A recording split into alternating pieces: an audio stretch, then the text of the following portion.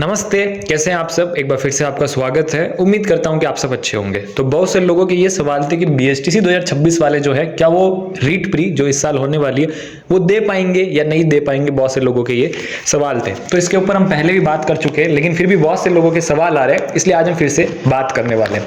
तो सबसे पहले मैं आपको एक चीज बता दूं कि सबसे पहले आपको बीएसटीसी 2026 की टेंशन लेनी है। सबसे पहले आपको इस एग्जाम पे फोकस करना है, क्योंकि ये अभी पास में आ गया।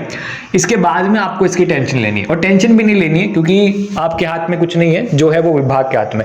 तो यहाँ पे आपको सिर्फ क्या करना है, मैं सबसे पहले यही कह रहा हूं कि आपको जो है बीएसटीसी 2026 एग्जाम पे फोकस करना है, बाकी किसी की चिंता नहीं करनी है।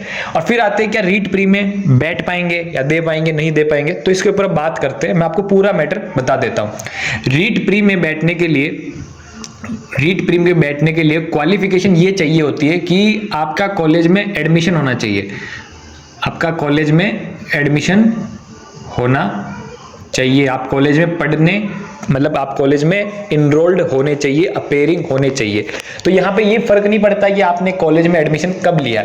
जैसे लेवल 1 के लिए जो अप्लाई करते हैं वो करते हैं बीएसटीसी वाले अप्लाई, ठीक है ना, रीट प्री में। और लेवल 2 के लिए जो अप्लाई करते हैं वो करते हैं बीएड वाले अप्लाई करते हैं। तो यहाँ पर अगर आपने बीएसटीसी कॉलेज में या बीएड कॉलेज में एडमिशन ले लिया है, तो जिस दिन आपने एडमिशन लिया है उसी दिन आप जो है रीट प्री के लिए एलिजिबल हो। मान लो आपने आज एडमिशन लिया है, तो कल ही आप रीट प्री के लिए एलिजिबल हो जाते हो।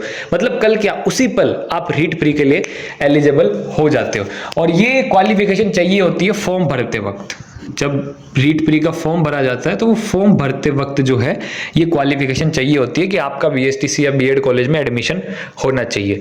तो यहाँ पे बीएसटीसी 2026 जो है अभी 20 मई को जो है एग्जाम है, ठीक है।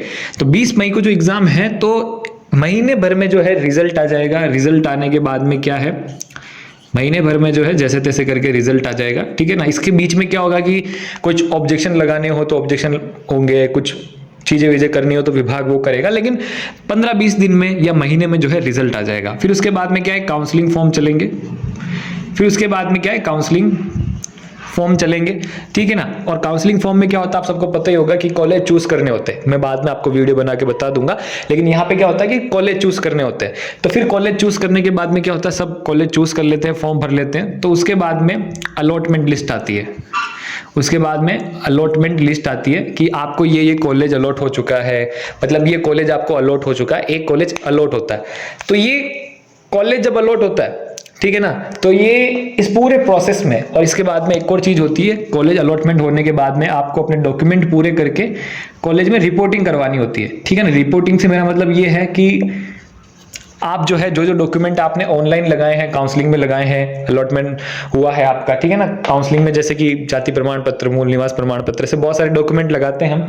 तो फिर अलॉटमेंट के बाद में रिपोर्टिंग करवाने जब हम जाते हैं तो कॉलेज में हमें डॉक्यूमेंट्स दिखाते हैं कि ये हमारे डॉक्यूमेंट्स से ये है, हम एडमिशन लेने आए हैं। तो जिस दिन हम रिपोर्टिंग करवाते हैं उसी दिन क्या है, हमारा एडमिशन हो जाता है, ठीक है ना। तो यहाँ पे क्या होता है, रिजल्ट आता है, काउंसलिंग के फॉर्म भरे जाते हैं, फिर अलॉटमेंट लिस्ट आती है, फिर हम रिपोर्टिंग करने जाते हैं, कॉलेज में जाते हैं फिजिकली। फिर जिस दिन हम रिपोर्टिंग करते हैं, हमारे सारे डॉक्यूमेंट्स ओके हो जाते हैं, उसी दिन हमारा क्या है, एडमिशन हो जाता है। तो ये चलता है पूरा प्रोसेस। तो इस प्रोसेस को होने में लगते हैं 1.5 महीने, ठीक है ना, 1.5 महीने। और इस बार काम फास्ट हो रहा है, तो आप मान सकते हो कि 1 महीना भी लग सकता है, ठीक है ना। और मैक्सिमम खींच के मानो तो 2 महीने लग जाते हैं, ठीक है। तो ये होता है पूरा प्रोसेस। और यहाँ पर अगर आपका इस अलॉटमेंट लिस्ट में नाम नहीं आता तो सेकंड अलॉटमेंट लिस्ट आती है, फिर सेकंड अलॉटमेंट लिस्ट के बाद में थर्ड अलॉटमेंट लिस्ट आती है। ऐसा पूरा यहाँ पे होता है, ठीक है। तो यहाँ पे सबसे पहले मैं आपको ये बताना चाहूंगा कि ये पूरा प्रोसेस होने में हम मान लेते हैं 2 महीने भी लग जाए। क्या है, 2 महीने भी लग जाए तो मई जून जुलाई तक क्या है कि आपका एडमिशन हो जाएगा इजीली, ठीक है। तो जुलाई तक आपका एडमिशन होते ही आप जो है रीट प्री के लिए एलिजिबल हो जाओगे। तो यहां पर मैं सिंपल सी भाषा में ये कहना चाहता हूं, जो आपको पूरी असलियत है वो मैं बताना चाहता हूं कि आप जो है सबसे पहले बीएसटीसी 2026 एग्जाम पे फोकस करें, इसकी टेंशन मत ले। और जब ये एग्जाम होगा तो 2 महीने बाद में, ठीक है ना, पूरा ये सब प्रोसेस होने के बाद में क्या है, आपका एडमिशन हो जाएगा जुलाई के आसपास। और एडमिशन होते ही आप रीट प्री के लिए एलिजिबल हो। तो अभी तक तो 1-2 महीने तक, मतलब 1 महीने 1.5 महीने तक तो रीट प्री के फॉर्म भी नहीं आएंगे, और फिर जैसे जैसे फॉर्म आएंगे तो 10-15 दिन चलेंगे, है ना। तो क्या है कि आप रीट प्री के लिए एलिजिबल हो जाओगे। 99.99% क्या है, चांस है, ठीक है ना, 99.99% ये चांस है कि आप रीट प्री के लिए एलिजिबल हो जाओगे। तो जब आप बीएसटीसी का एग्जाम अच्छे से दे दोगे, आपका एडमिशन हो जाएगा, फिर जो रीट प्री के फॉर्म चल जाएंगे या बाद में चलेंगे, तो फॉर्म चलने के बाद में भी आपको रीट प्री के लिए क्या है, 3-4 महीने मिलेंगे, ठीक है, तैयारी करने के। रीट प्री के लिए आपको 3-4 महीने मिलेंगे आराम से, ठीक है ना। नोटिफिकेशन आने के बाद में भी 3 महीने बाद में एग्जाम होता है, 3-4 महीने आपको आराम से मिलेंगे। और 3-4 महीने बहुत है, आपने जो बीएसटीसी में पढ़ा है थोड़ा बहुत वो काम आ जाएगा, और थोड़ा आपने कहीं और पढ़ा हो, थोड़ा आप खुद से पढ़ोगे, तो आपकी इजीली जो है रीट प्री निकल जाएगी। और जब नोटिफिकेशन आएगा तो हम बात करेंगे।